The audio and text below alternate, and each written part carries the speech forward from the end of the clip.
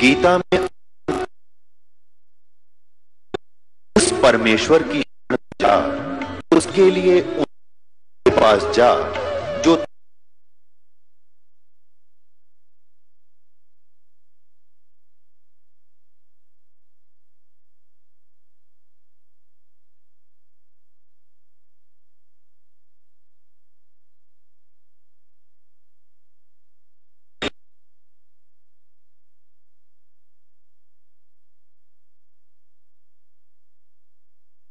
ये तो ऐसे भगवान हैं जैसे इतनी बुद्धि रखते हैं ये भगवान, जिनको ये शंकराचार्य हमें पूजने के लिए कहते हैं और स्वयं भी पूजते हैं। ये तो एक चौथी पांचवी कक्षा के बच्चे लड़ते हैं ना, फिर अध्यापक पूछता है भी क्यों लड़ रहे हो, उसने उसका गला पकड़ रखा और उसने उसका, एक कहता है ये कहता है मैं तेरा बाप, वो कहता नहीं जी इसने पहले कहा था मैं तेरा बाप, और गुट्टुम गुट्टा। ये हमारे भगवानों के चरित्र आपके समक्ष इनके इतिहास में है। अब जब ये दोनों लड़ रहे थे, बीच में सतम खड़ा कर दिया इस काल में, अकेले लड़के मर जाएंगे भी, तेरा काम अधूरा रह जाएगा। फिर इसने इनको ज्ञान देना शुरू किया। शंकर अपने पुत्र शिव का रूप बना के आ गया, कहीं ये विष्णु रूप धारण कर लेता है। देखना इसका प्रमाण आपको दिखाते हैं। हम पढ़ रहे हैं विद्वेश्वर संहिता, इसके 17 पृष्ठ पे संक्षिप्त सा देखेंगे। ये देखिएगा, अब 17 पृष्ठ पर आ गए हम, ज्यादा ना पढ़ेंगे, ज्यादा चेता पढ़ सकते हो अपने लेकर मोल इसको। विद्वेश्वर संहिता भाग 1 अध्याय 9 में अब नंदी केश्वर बोले इस प्रकार,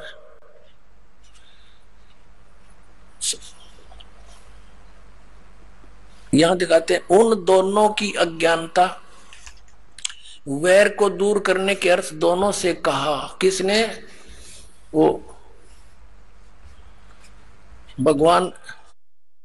ये क्या बताते हैं कि नंदीकेश्वर बोले कि इस प्रकार भगवान ने उन नम्र हुए ब्रह्मा और विष्णु पर अनुग्रह करके उनसे फिर क्या कहा कि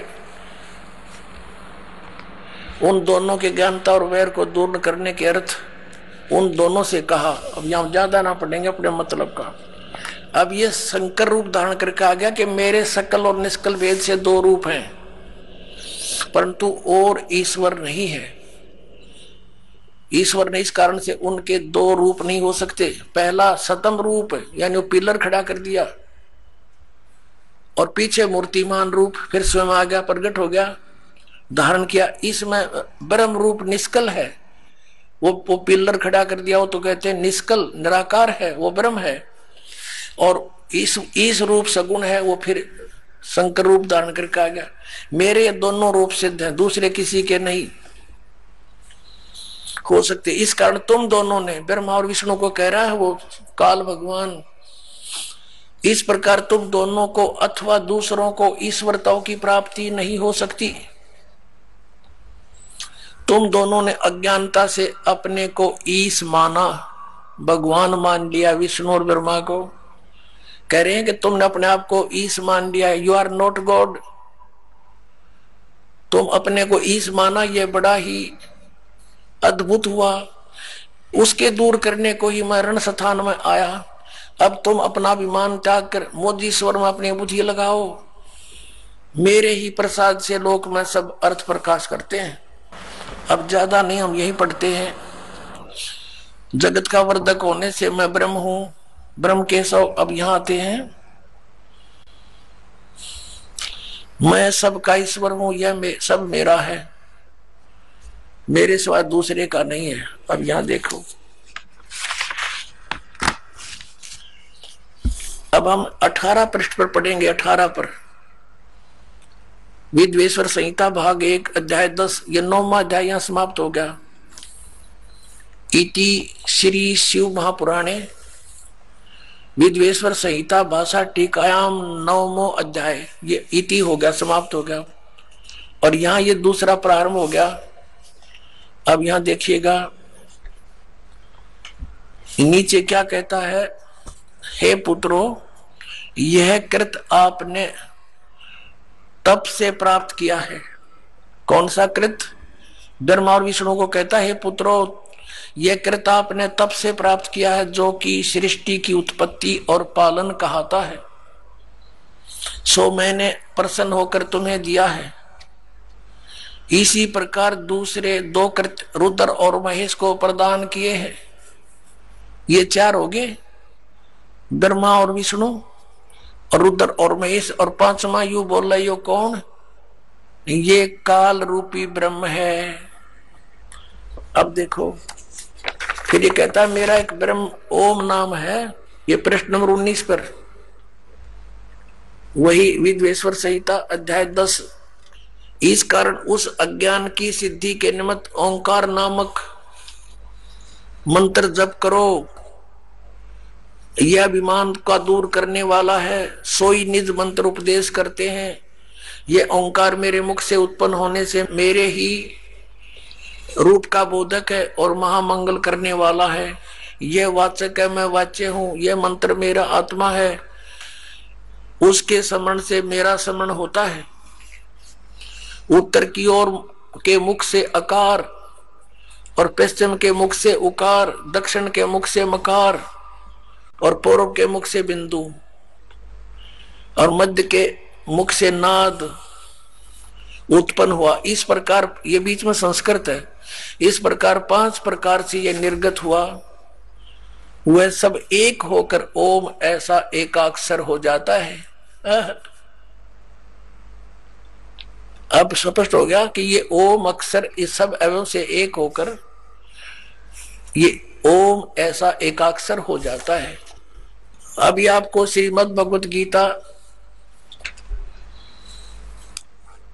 अध्याय नंबर 8 के श्लोक नंबर 13 में दिखाया था कि ओम इति एकाक्षरम ब्रह्म विवरण माम अनुसमरण यह प्रयाति तदंदेहम सयाति परमाम गतिम।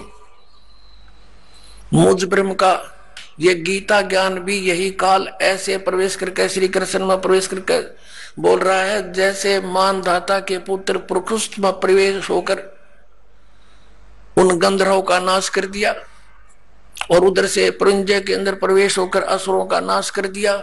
ऐसे श्री कृष्ण में प्रवेश होकर के अर्जुन को युद्ध के लिए तैयार कर दिया और गीता का ज्ञान वेदों वाला और कुछ अपनी अटकल लड़ा के इसमें ज्ञान दे दिया।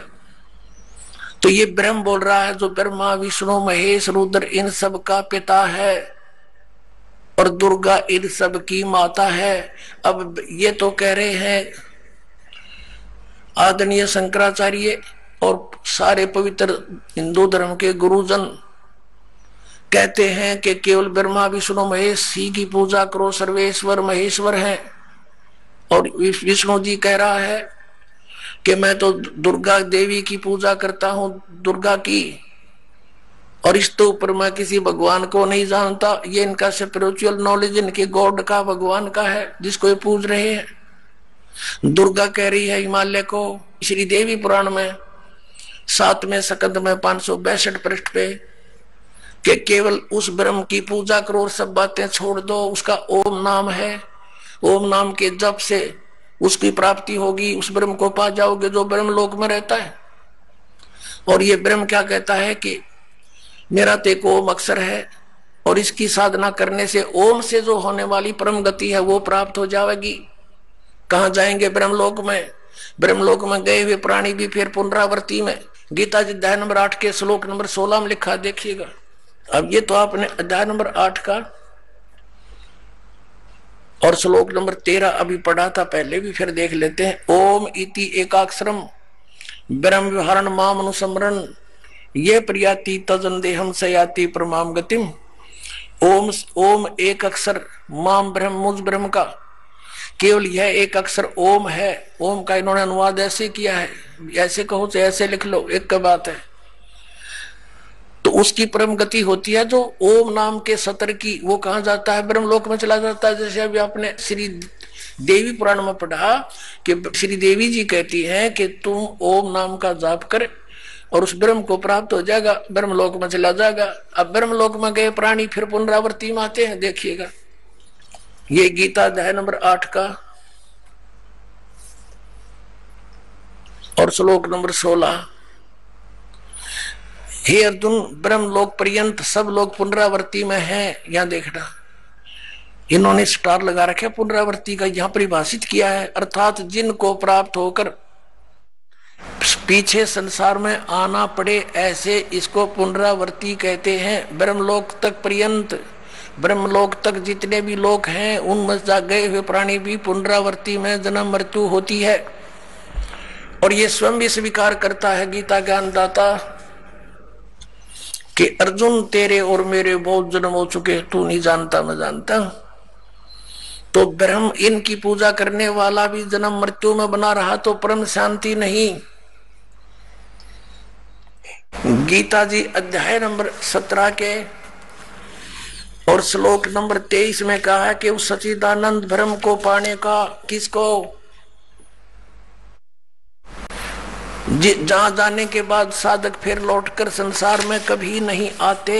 देखिएगा अध्याय नंबर 15 का पंचदशों अध्याय 15वां अध्याय का ये प्रथम मंत्र है कि ऊर्ध्व मूलम अधः शाखम अश्वत्थम प्राहु अव्यम छंदासी यस्य पर्णानि ये तम वेद स वेदवित्। अब ये क्या बताया है कि आदि पुरुष परमेश्वर मूल आले ऊपर को जड़ है वो तो पूर्ण परमात्मा है। अधः शाखम नीचे को शाखा, ये अनुवाद गलत किया है ब्रह्मा रूप मुख्य शाखा वाला। देखिएगा इस 2 नंबर श्लोक में अधः अधः 2 जगह है, इनका अनुवाद इन्होंने खुद किया है। यहां पर अधः माने नीचे, अधः माने नीचे, अधः माने नीचे, अधः माने नीचे। तो अधः यहां नीचे लिखना था, ऊपर को जड़ वाला, ऊपर को मूल वाला। आदि पुरुष परमेश्वर तो समझो उल्टा लटके संसार रूपी वृक्ष की जड़ है और नीचे को शाखा है, ये समझो। इसकी तरफ संकेत है ये गीता जी अध्याय नंबर 15 के श्लोक नंबर 1 में ऊर्ध्व मूलम अधः शाखम अश्वत्थम प्राहु अव्यम, ये है वो उल्टा लटका हुआ संसार रूपी वृक्ष, ऊपर को जड़ और नीचे को शाखा वाला। अब तीनों गुण यहां देखिएगा। अब गीता जी अध्याय नंबर 15 का श्लोक नंबर हम 1 पढ़ रहे हैं। इसका अर्थ है कि जो ऊपर को जड़ नीचे को शाखा, बिल्कुल स्पष्ट है अधः शाखम। इन्होंने तो अड़ंगा डांड तो मतलब था, ज्ञान था ही नहीं। संसार रूपी पीपल के वृक्ष को अविनाशी कहते हैं। वेद जिसके पत्ते कहे गए हैं, उस संसार वृक्ष को जो पुरुष मूल सही तत्व से जानता है स वेदवित्, वह वेद के तात्पर्य को जानने वाला है, अर्थात वो तत्वदर्शी संत है। सह वेदवित् तत्व से जानता है तो वह वेद के तात्पर्य को जानने वाला था, तो तत्वदर्शी संत है, इसका अर्थ ये। और फिर हम ज्यादा ना कहकर हम सिर्फ ये लेंगे कि 15वें अध्याय के 4थे श्लोक में स्पष्ट किया है कि जब तत्वदर्शी संत मिल जा तो तत्व ज्ञान रूपी शस्त्र के द्वारा इस ज्ञान रूपी अंधकार को समझकर इसका नाश करके उसके पश्चात परमेश्वर के उस परम पद की खोज करनी चाहिए, जहां जाने के बाद साधक फिर लौटकर कभी संसार में नहीं आते। देखिएगा यहां से लेंगे क्या लिखा कि उस संसार वृक्ष की तीनों गुण रूप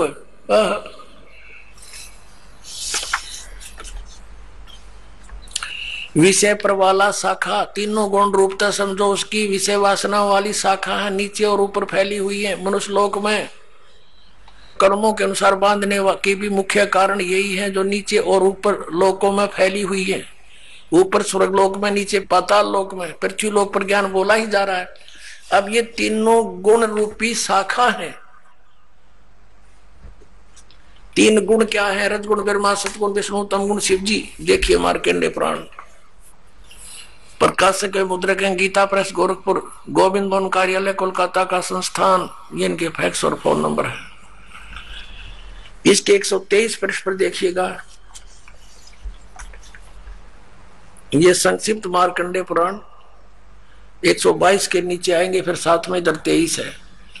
अब मार्कंडेय जी बोले मुने, अब यहां जाते इसके सामने ही। इस प्रकार स्वयंभू परमात्मा की 3 अवस्थाएं हैं। रजोगुण प्रधान ब्रह्मा, तमोगुण प्रधान रुद्र, सतोगुण प्रधान विश्वपालक विष्णु है। ये ही 3 देवता है और ये ही 3 गुण है। कंसेप्ट क्लियर हुआ?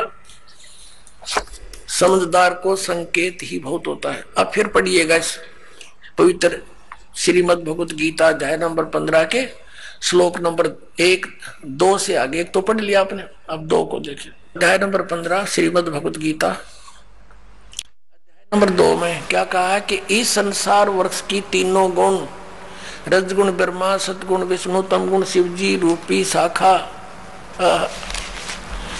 परमेश्वर कबीर जी ने आकर बताया था कि जो संत संसार रूपी वृक्ष के सभी विभागों को भिन्न भिन्न बता देता है, स वेदविद, वह तत्वदर्शी संत है। कबीर परमेश्वर ने 600 वर्ष पहले कहा था, अक्षर पुरुष एक पेड़ है, निरंजन यानी सर पुरुष वा की डार, और तीनों देवा शाखा है, ये पात रूप संसार है। तो वो थे भगवान जो तत्वदर्शी संत की भूमिका करने आते ही आते हैं, वो ज्ञान वही समझाते हैं। तो ये बता कि तीनों गुण, रजगुण ब्रह्मा, सदगुण विष्णु, तमगुण शिव जी, ये जड़ तो पूर्ण परमात्मा स्वयं परम अक्षर ब्रह्म कबीर देव कबीर साहब हैं, ये कबीर साहब हैं। और अक्षर पुरुष ये तना है, शर पुरुष ये डार है। इसके 3 पुत्र हैं, रजगुण ब्रह्मा, सतगुण विष्णु, तमगुण शिव जी, ये शाखा है। और पात रूप ये सब यहाँ के तीनों लोकों के प्राणी है। अब आपके ये पवित्र श्रीमद् भगवत गीता जैसा पवित्र सदग्रंथ समझ में आवेगा। अभी तक तो इन्होंने अज्ञान बना रखा था, सब कुछ श्री कृष्ण को ही बना रखा था, यानी विष्णु जी को ही। देखिएगा अध्याय नंबर 15 का श्लोक नंबर 2 हमने पढ़ रहे हैं हम। उस संसार वृक्ष की तीनों गुण, रजगुण ब्रह्मा, सदगुण विष्णु, तमगुण शिव जी, ये जल से बड़ी हुई नहीं, विषय परवाला शाखा, ये तो शाखा है, नीचे और ऊपर फैली हुई है, यानी 3 लोकों पर, पाताल लोक, पृथ्वी लोक और स्वर्ग लोक पर इन भगवानों का आधिपत्य है। एक गुण का एक विभाग के मंत्री हैं ये, और कर्मा के अनुसार बांधने वाली भी मुख्य कारण, मुख्य जड़ें, यानी ये हमें बांधे रखती हैं, फंसाए रखते हैं, नीचे और ऊपर फैली हुई है। सभी लोकों में नहीं, ऊपर और नीचे फैली है। अब तीसरे में कह गीता ज्ञानदाता कहता है, इस संसार का स्वरूप जैसा कहा है वैसा यहाँ विचार काल में नहीं पाया जाता। अब क्या कहता है ये गीता ज्ञानदाता कि जो तेरा और मेरा डिस्कशन चल रहा है इस गीता के ज्ञान में, मैं इस पूरे ब्रह्मांडों के सारे संसार रूपी वृक्ष की यानी सभी ब्रह्मांडों की जानकारी नहीं रखता। मुझे इसके आदि और अंत का, स्थिति का कोई ज्ञान नहीं। इससे ये भी सिद्ध हो गया कि गीता ज्ञान दाता जो है ये सर्जन करता नहीं है, ब्रह्मांडों का रचने वाला नहीं है, वो कोई और भगवान है जिसने सब ब्रह्मांड रचे। देखिएगा 15वें अध्याय का 3, ये क्या कहता है कि इस संसार वृक्ष का स्वरूप जैसा कहा है वैसा यहाँ विचार काल में, तेरे मेरे डिस्कशन में, गीता जी के ज्ञान में नहीं पाया जाता, क्योंकि न इसका आदि है और न इसका अंत है, यानी मुझे इसके आदि अंत का कोई ज्ञान नहीं, गीता ज्ञानदाता कहता है, और न इसकी अच्छी प्रकार स्थिति है। इसलिए इस सुविरुद्ध मूलम, मूल कौन है? परम अक्षर ब्रह्म, और ऊपर के लोक वो तो अविनाशी हैं, शुद्ध अति दृढ़ हैं, और नीचे के अति दृढ़ मूल वाले अश्वत्थम, इस पीपल के वृक्ष को, संसार रूपी वृक्ष को, दृढ़ दृढ़ असंख्य शस्त्रेण, वैराग रूप नहीं, तत्व ज्ञान रूपी शस्त्र द्वारा काट कर, अर्थात उस तत्व ज्ञान से तत्वदर्शी संत मिलने के पश्चात उसको अच्छी तरह समझकर, अब चौथा 15 में जाएगा, चौथा, उसके पश्चात उस परम पद रूप परमेश्वर को भली भांति खोजना चाहिए, जिसमें गए हुए पुरुष यानी साधक फिर लौटकर संसार में नहीं आते, और जिस परमेश्वर से पुरातन संसार वृक्ष की प्रवृत्ति विस्तार को प्राप्त हुई है, अर्थात जिस परमात्मा ने सारे संसार रूपी वृक्ष की रचना की है, सारे ब्रह्मांडों की रचना की है, उसी आदि पुरुष नारायण की मैं शरण हूं आदम पुरुषम। उसी आदि पुरुष यानी गीता ज्ञानदाता से कोई अन्य है, उसकी शरण में हूं, इस प्रकार दृढ़ निश्चय करके उस परमेश्वर का पर्वते माने पूजा करनी चाहिए। ये तो अपनी अटकल लड़ाते हैं, जैसा ये करते हैं ध्यान दो न। पर्वते माने उसकी पूजा करनी चाहिए। गीता ज्ञानदाता कहता है कोई और है वो पूज्य। पुण्यात्मा, सुबह के सत्संग में विषय था कि तीन परमात्मा मुख्य रूप में, तीन पुरुष, सरपुरुष, अक्षर पुरुष और परम अक्षर पुरुष। तो यहां पर जो परम अक्षर पुरुष है, हम उसकी तरफ संकेत करते हैं कि वो है वो पूज्य। वो कौन है? स्वयं कबीर भगवान है, कबीर देव है, जिसने 600 वर्ष पहले आकर वो लीला की थी जो वेद बताते हैं और हमारे सदग्रंथों में विद्यमान है। अब इस विषय को ज्यादा ना बढ़ाकर दास उस प्रसंग पर आते हैं कि गीता ज्ञानदाता तो कहता है कि उस परम अक्षर ब्रह्म की पूजा करो। उसके विषय में तत्वदर्शी संतों के पास जाओ, जैसे चौथे अध्याय के 34वें श्लोक में कहा है। अध्याय नंबर 4 के श्लोक नंबर हम 32 को पढ़ेंगे। ये 32 इस प्रकार, यानी 25 से लेकर 31 तक इस प्रकार और भी बहुत तरह के यज्ञ यानी धार्मिक अनुष्ठान की जानकारी ब्रह्मणे मुखे। यहां गलत कर दिया ना वेद की वाणी। देखिए 17वें अध्याय के 23वें श्लोक में स्वयं ब्रह्मणे माने, ये देखिएगा अध्याय नंबर 17 का और श्लोक नंबर 23। इसमें क्या कहा है कि ओम तत्सत इति निर्देश है ब्रह्मणे तिर्विद समर्थ ब्राह्मणा तेन वेदा च यज्ञा च विहिता पुरा।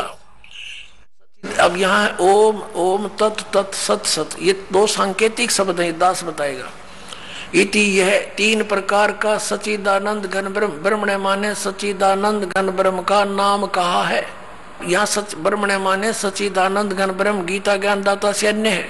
तो यहाँ इन्होंने चौथे अध्याय के 32वें श्लोक में अनरच कर दिया। इस ब्रह्मणे शब्द है ब्रह्मणे मुखे एवं विबहुविधा, इस प्रकार बहुत प्रकार की यज्ञ माने धार्मिक अनुष्ठान, वितिता माने विस्तार पूर्वक ब्रह्मणे मुखे सच्चिदानंद घन ब्रह्म के द्वारा अपने मुख कमल से बोले गए हैं, वो तत्व ज्ञान है। इस प्रकार और भी बहुत प्रकार के यज्ञ यानी धार्मिक अनुष्ठानों की जानकारी यहाँ लिखना था। सच्चिदानंद घन ब्रह्म की वाणी में, कबीर वाणी में विस्तार से कहे गए हैं। उन सब को तू कर्म जान,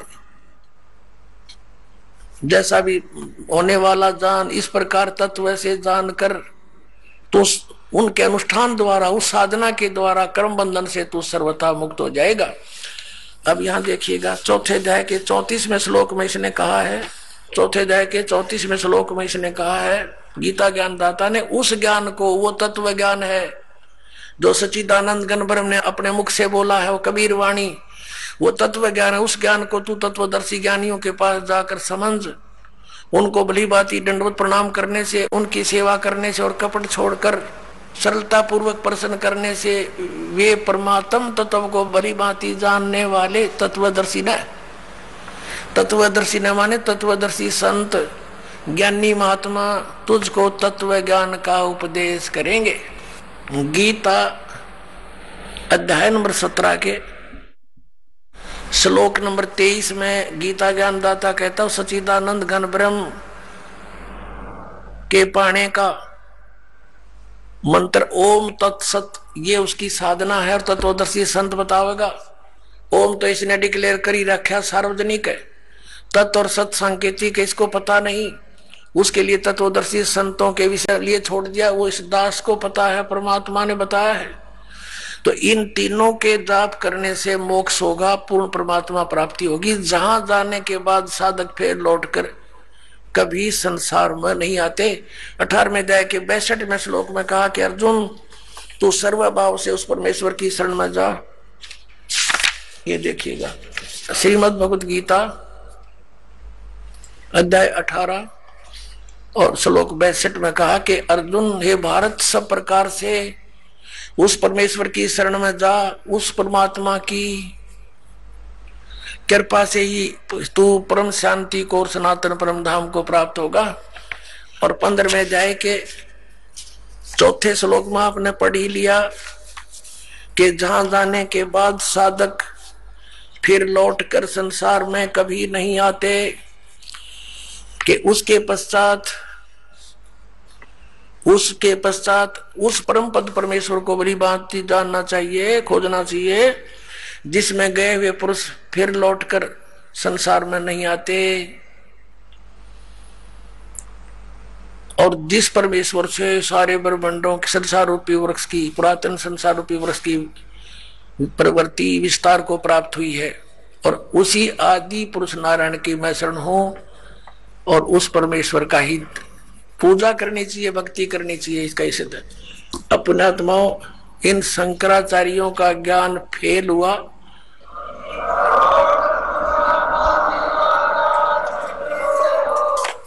अपनात्माओं, ये दास अभिमान से नहीं कहता, क्योंकि ज्ञान ना तो इन शंकराचार्यों का बनाया हुआ, ये तो वेदों और गीता और पुराणों में लिखा है, ये उसको समझ नहीं सके, दास समझ गया, बस इतनी सी बात है। अब देखिएगा, हमने 11 अक्टूबर सन 2009 को इन सभी आदरणीय शंकराचार्यों से प्रार्थना की थी कि आप जी आध्यात्मिक ज्ञान चर्चा के लिए पधारें, लेकिन ये अपने आप को शायद महान समझते हैं और अपनी बेइज्जती समझी होगी रामपाल से गोष्ठीकरण में, लेकिन उस तरह नहीं तो इस तरह कर दिया हमने तो इनकी हिंदी।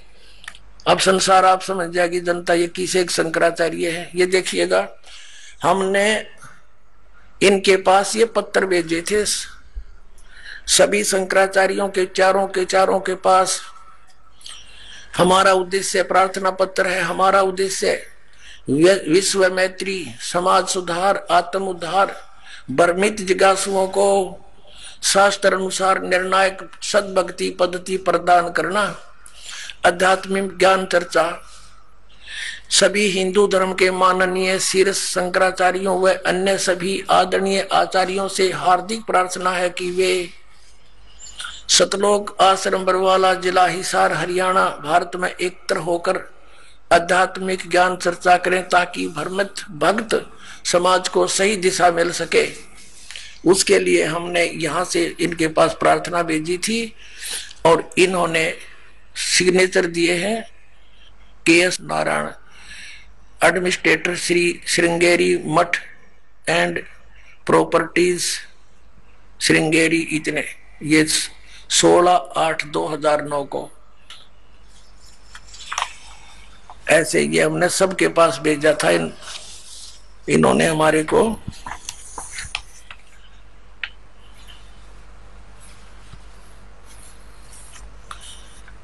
ये पत्र प्राप्त किया।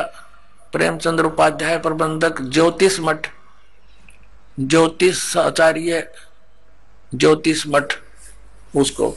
तो इस तरह हमने बाई हैंड ले जाके, बाई रजिस्ट्री करवा के, और वो दिन रखा था और 2 चैनलों के माध्यम से करना था। देखिएगा, इन्हीं पत्रों में है ये, इन्हीं पत्रों में ये है, यहां पर लिखा है।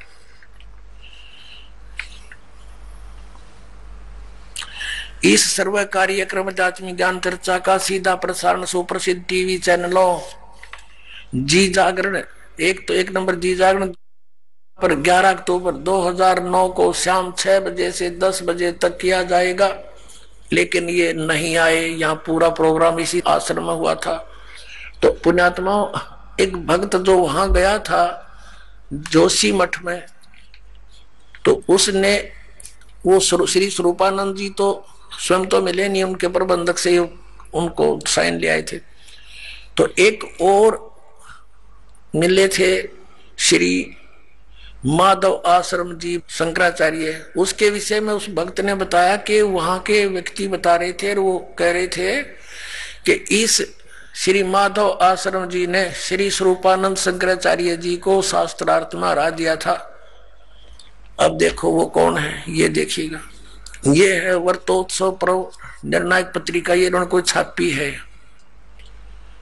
धर्म की जय हो, प्राणियों में सद्भावना हो, गौ माता की जय हो, श्री हरि, ये इनका नारा है। ये है श्री माधव आश्रम जी।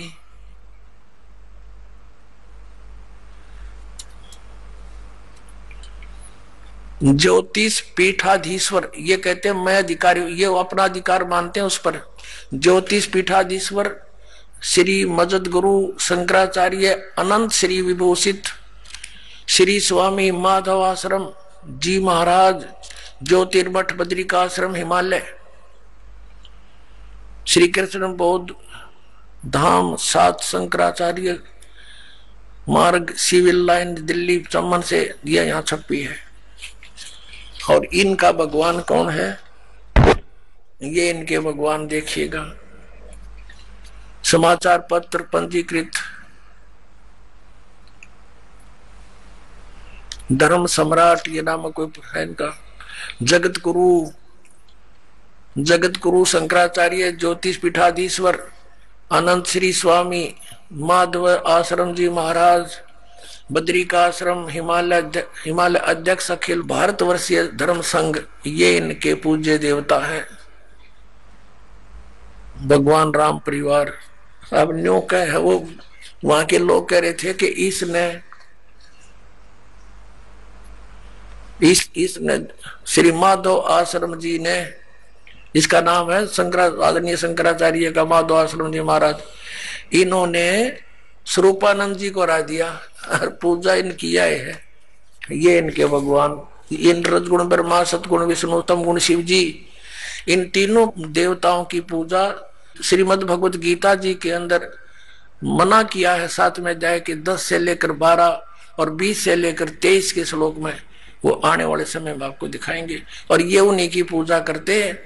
तो पुण्यात्माओं, सौभाग्य आपका।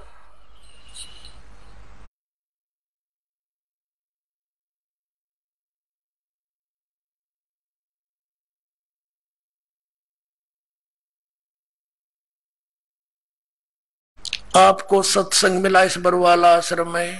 पूरे विश्व में कहीं भी सत्संग नहीं है। बोलो सतगुरुदेव की जय हो। परम पिता परमात्मा पूर्ण ब्रह्म सारी सृष्टि के रचनहार कबीर परमेश्वर जी की असीम कृपा से आप पुण्यात्माएं सत्संग सुनने के लिए उपस्थित हुए। परमात्मा बताते हैं, मात पिता मिल जाएंगे 184 माँ, सतगुरु सेवा और भक्ति या फिर मिलन की ना। परमात्मा स्वयं आकर के हमें जगाते हैं। हम मोह ममता की गहरी नींद में सोए हुए होते हैं। वो परम पिता परमात्मा दयालु भगवान हमें आकर के याद दिलाते हैं, मानुष जन्म दुर्लभ है, मिले न बारंबार। जैसे तरवर से पत्ता टूट गिरे, वो बोर न लगता डार। मानुष जन्म पाए कर जो नहीं रटे हरि नाम,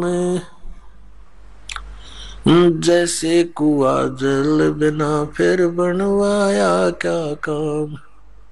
बिन उपदेश अचंभ है, ये क्यों जीवत है प्राण।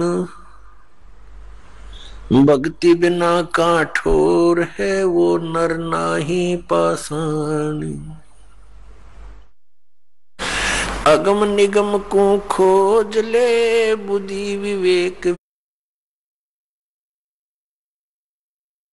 विचार। उदय अस्त का राज मिले, तो बिन नाम बेगारे। राम रटत कोडी भला,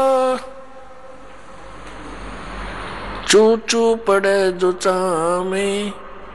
ये सुंदर शरीर किस काम का, जामुख नाही नाम। राम रटत दारिद्र भलो टूटी घर की छान, वो सुंदर महल किस काम के जहां भक्ति नहीं भगवान।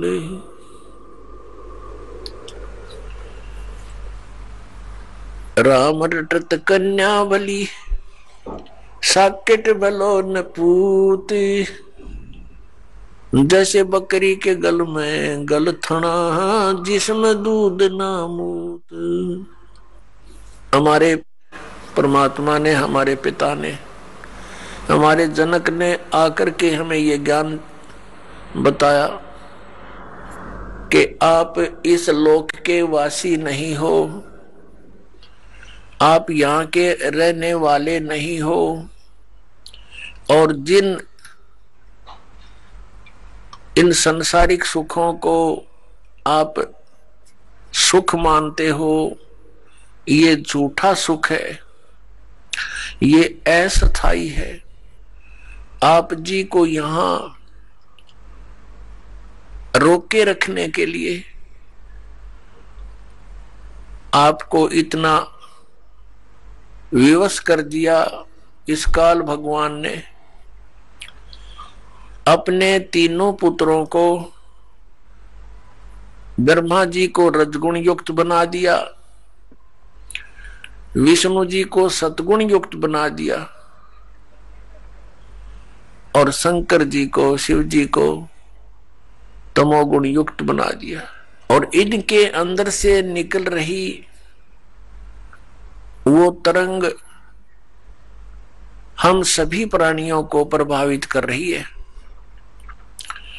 भले ही ये भगवान, भले ही ये प्रभु, ये स्वामी अपने अपने लोकों में रहते हैं, ब्रह्मा लोक में ब्रह्मा जी, विष्णु लोक में विष्णु जी, और शिव लोक में शिव जी, लेकिन इनके अंदर से, इनके शरीर से निकल रही वो गुणों की तरंग,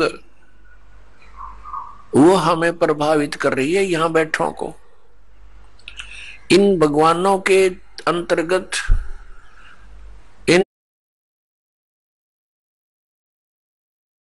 स्वामियों के अंतर्गत तीन लोक आते हैं। ये पृथ्वी लोक, ऊपर स्वर्ग लोक और नीचे पाताल लोक।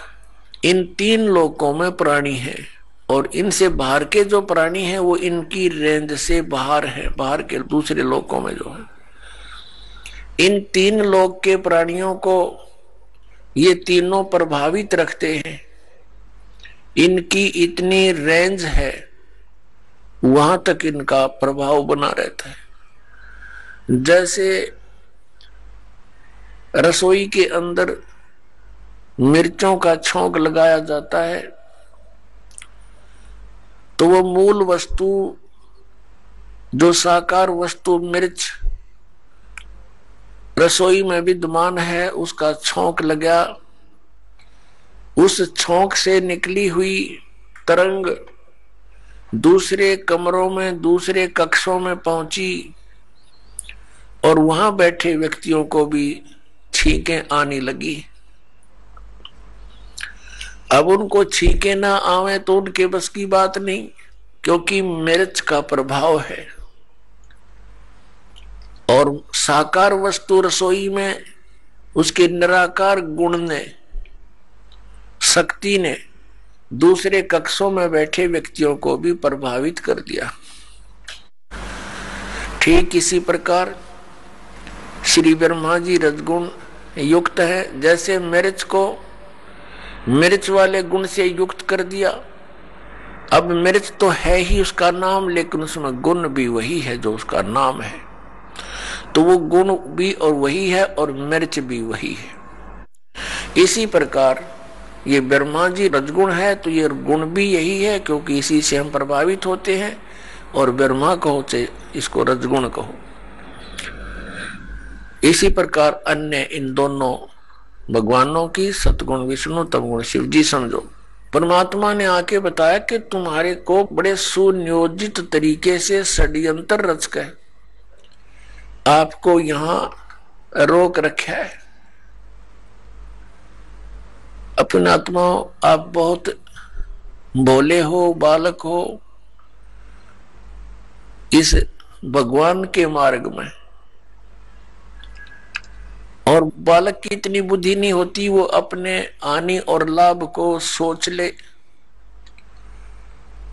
आप तो इतने अबोध बच्चे हो जब तक आपको तत्व ज्ञान नहीं होता। जैसे एक छोटा सा बच्चा, एक 1.5-2 वर्ष का बालक, उसको ज्ञान ही नहीं किसी भी पदार्थ का, ये अच्छा है या बुरा है। वो छोटा सा बालक किसी भी ऐसी वस्तु को, जैसे अग्नि में हाथ दे देता है, गर्म दूध है रखा है गिलास में, उसको हाथ मारता है, गिरा लेता है, आप भी जल जाता है, हाथ भी जल जाता है। तो ऐसे उसको पता ही नहीं और फिर रोता है। उसको पता ही नहीं कि जो तू कर रहा है ये ना करने के कार्य है। ठीक इसी प्रकार परमात्मा ने, परमेश्वर कबीर जी ने आकर बताया कि जो क्रियाएं तुम कर रहे हो जो शास्त्र अनुकूल नहीं है, वो क्रियाएं कर्ण की नहीं है। शास्त्रों अनुकूल कौन कौन सी क्रियाएं हैं, कौन कौन सी ना करनी चाहिए, कौन सी करनी चाहिए, उसके विषय में शास्त्र ही प्रमाण है। उस परमेश्वर ने आके हमें याद दिलाया, झूठे सुख को सुख कहे, ये मान रहा मन मोद, ये सकल चबीना काल का, कुछ मुख में कुछ गोद। परमात्मा ने हमें याद दिलाया कि तुम्हें यहां ऐसे रोक रखा है जैसे कसाई बकरे पालता है, बकरियां पालता है, नर और मादा को एक ही स्थान पर रख लेता है सैकड़ों की संख्या में। जिस कसाई की अच्छी कंजम्पशन होती है वो कई सैकड़ों की संख्या में बकरे और बकरियों को पालता है।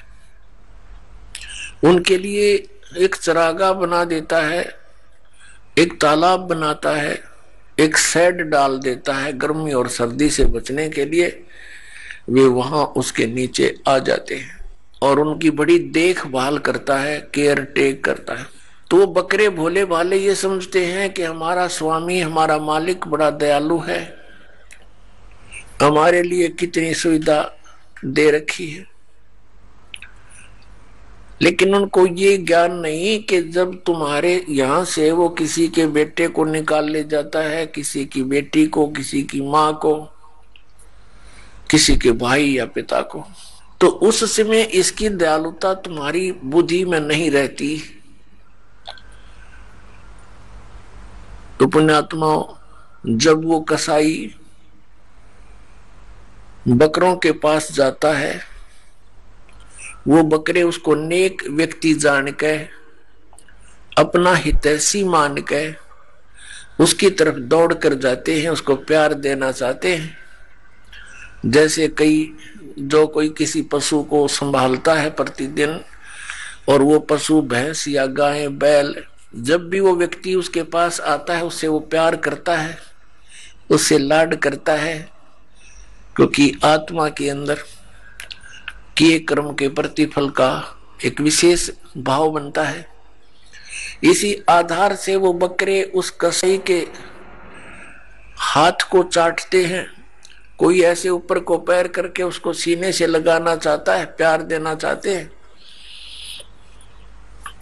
अब वो ऐसे पकड़ कर देखता है, बकरों को हाथ लगा कर देखता है जगह जगह से।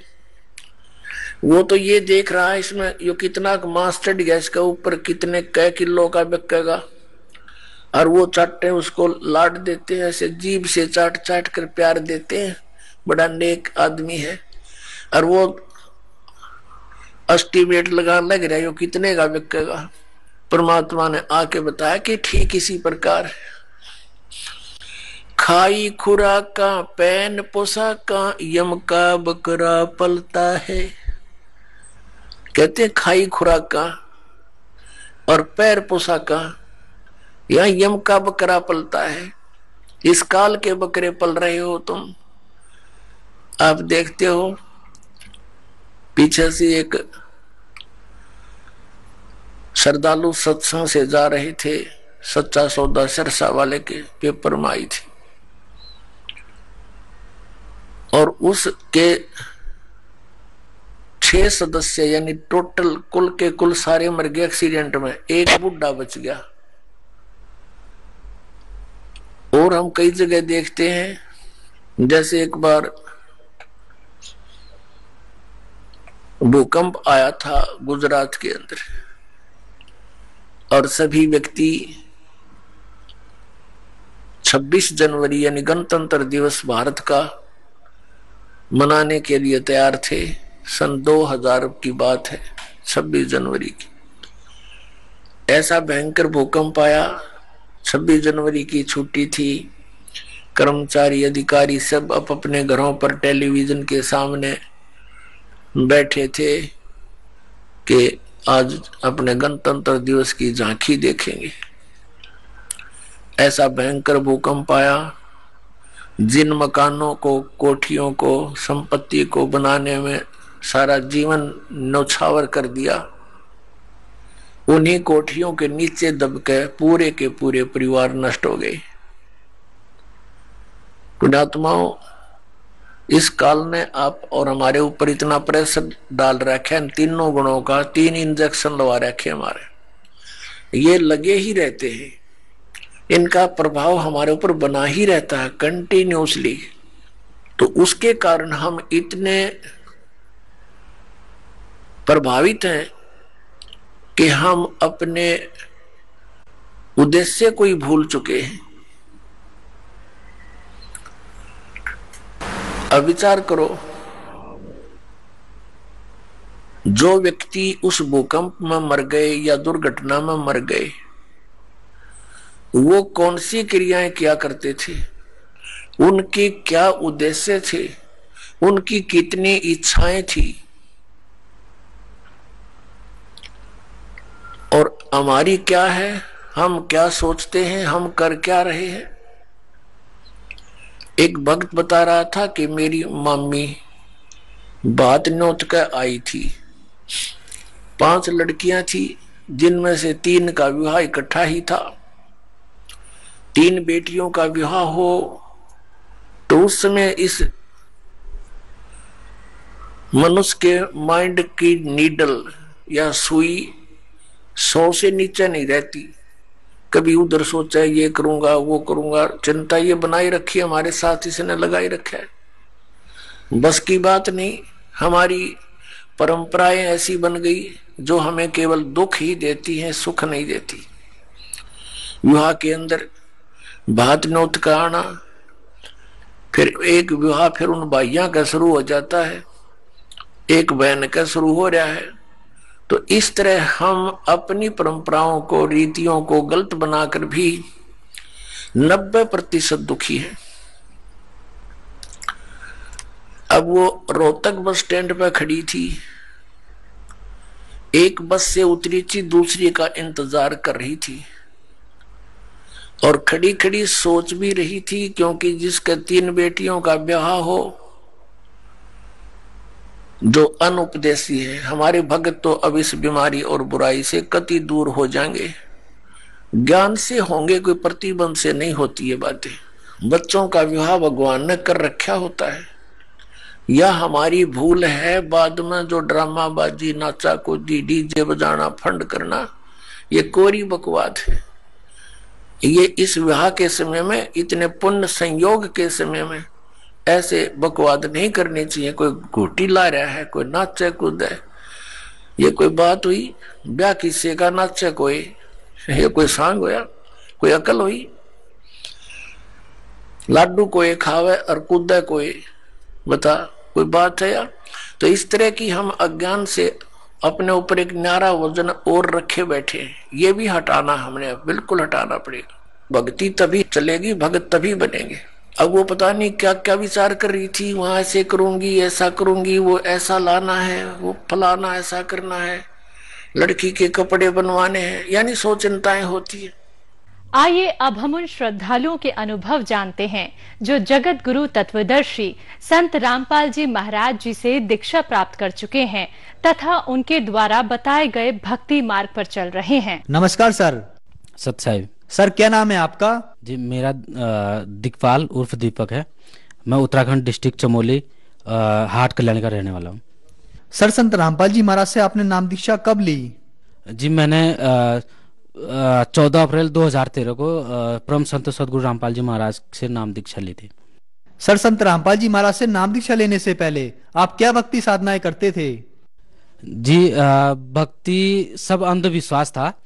एक्चुअली जैसे हमारे बुजुर्ग लोग प्रथाओं के हिसाब से देवी देवताओं की पूजा करते थे। हम लोग पहले तो ये भैरों की, गोलों की, मतलब जो भी उत्तराखंड में जो ये देवी देवता उनकी पूजा ज्यादातर मानते थे। लेकिन बाद में कोई मतलब जानने वाले मिले जो सत्संग से जुड़े हुए थे। लेकिन वो सत्संग भी तब पता चला जब परम संत सदगुरु रामपाल जी महाराज के शरण में आए। तो वो भी काल की भक्ति देते थे। देहरादून ऋषिकेश ओम नगर दूध पानी में उनका आश्रम था। तो उनसे हमने मतलब 8-10 साल मतलब ऐसे वहां पर निकाले हमने। उस भक्ति को मैं इतना करा मतलब ध्यान में बैठना 2.5-3 घंटा मतलब मेडिटेशन करते थे। सर आपने बताया कि पहले आपने हरिद्वार से कोई सत्संग लिया, तो क्या वहां पर कोई गुरु भी थे? वो उनका नाम अवधूतानंद महाराज जी थे, ओम नगर दूध पानी में। पहले आप भैरव बेताल तथा जैसे उत्तराखंड में देवी देवताओं की भक्ति होती है वह सब करते थे। उसके बाद आपने दत्तानंद जी को अपना गुरु बनाया। तो इन सब भक्ति करने से आपको कोई अनुभव भी हुआ? अगर आपको कोई अनुभव हुआ तो हमारे दर्शकों को जरूर बताएं। जी अनुभव तो क्या था, एक सिर्फ तसल्ली के लिए, मतलब खाली एक नाम था भक्ति का कुल मिला के। तो उससे फायदा तो कुछ था नहीं। तो मैं बता रहा हूँ कि मतलब 2-2, 3-3 घंटे में मेडिटेशन करता था, ध्यान में बैठता था। तो उसमें ऐसा लगता था जैसे कि पूरी पृथ्वी मेरे लिए कम पड़ जाए, इतना ध्यान में ऐसा विशाल शरीर लगता था। लेकिन फायदा कुछ नहीं था। तो उसको जितना ज्यादा भक्ति करता था उतने ज्यादा दुख आते थे। उस मतलब सुख में भी दुख क्रिएट सा लगता था। मतलब मैंने कई बार ऐसा सोचा है कि मतलब कि मैं आत्महत्या करूं, मतलब ऐसी प्रेरणा होती थी। मतलब बिना टेंशन के भी टेंशन बन जाता था। मतलब ये है, मतलब मानसिक ज्यादा प्रॉब्लम होती थी उस भक्ति में। सर संत रामपाल जी महाराज से आपने नाम दीक्षा कैसे ली? उनके बारे में आपको जानकारी कैसे मिली? जी हाँ, मेरे मामा जी हैं, वो जय गुरुदेव पंथ से जुड़े हुए थे। तो मैं तो दिल्ली में नौकरी करता हूँ। जब भी मैं आता था उनसे धीरे धीरे मुलाकात हुई। ज्ञान का पुस्तक जो रामपाल जी महाराज जी की लिखी है वो वाली पुस्तक उन्होंने मंगाई थी, वो पढ़ा। रामपाल जी महाराज जी का सत्संग सुनते थे। तो उससे उन्होंने मुझे बताया कि मतलब सच्चा ज्ञान जो है वो शास्त्र के अनुसार ये है। ज्ञान का पुस्तक दिखा के बताया।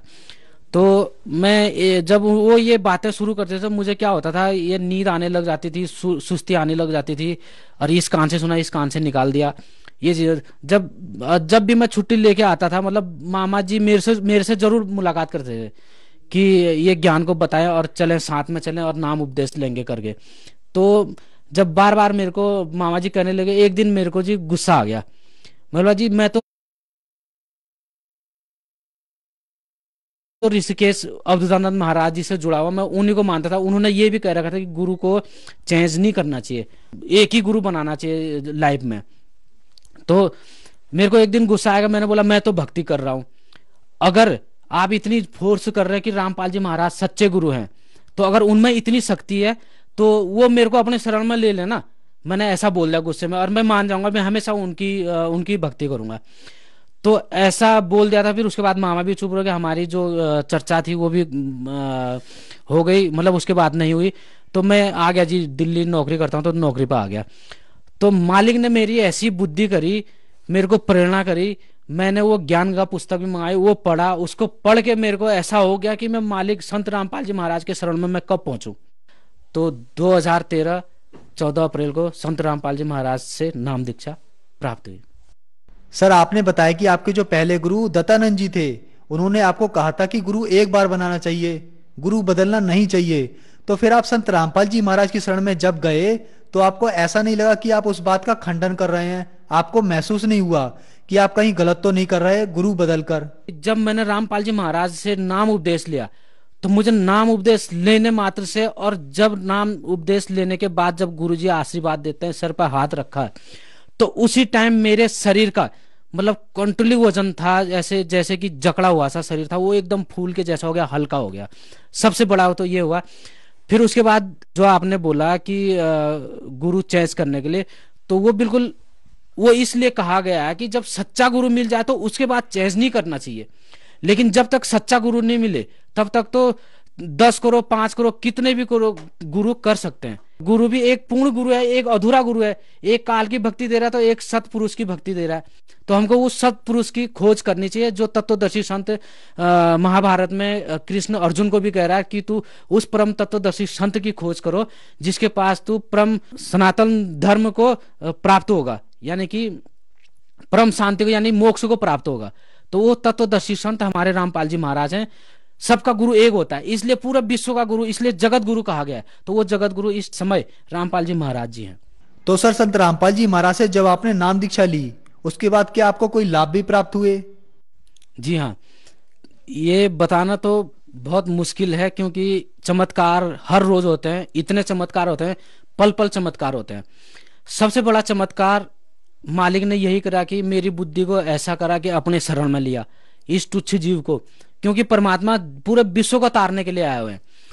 तो हर एक जीव को का उद्धार करने हुए आए, लेकिन उसके बावजूद भी एक सच्चे संत को ऐसे ऐसे अत्याचार हो रहे हैं, ऐसा ऐसा हुआ। खैर ये तो समझेंगे, समय आने पे सब कुछ सामने आएगा।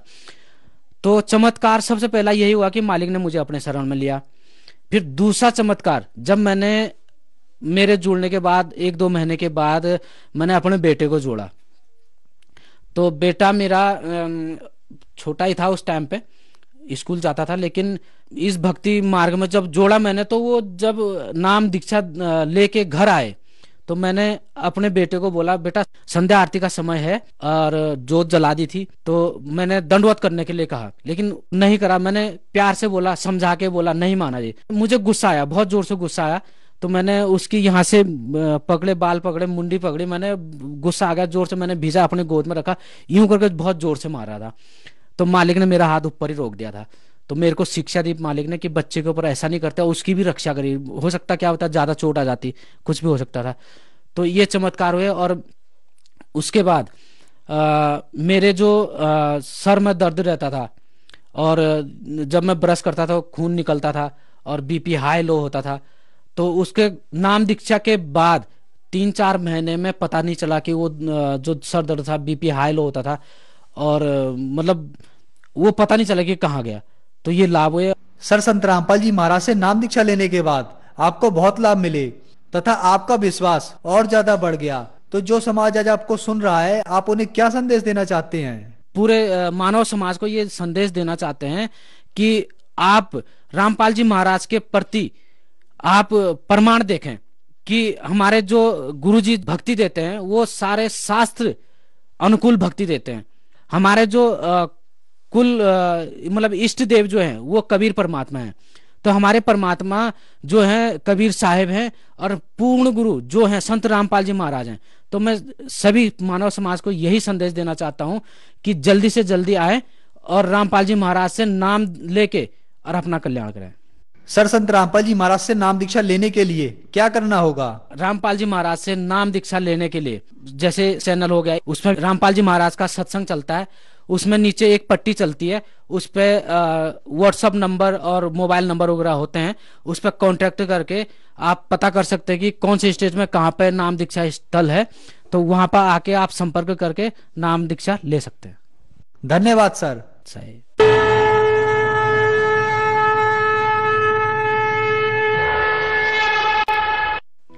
आप सुन रहे थे जगत गुरु तत्वदर्शी संत रामपाल जी महाराज के मंगल प्रवचन। अधिक जानकारी के लिए संपर्क करें 9729277503 99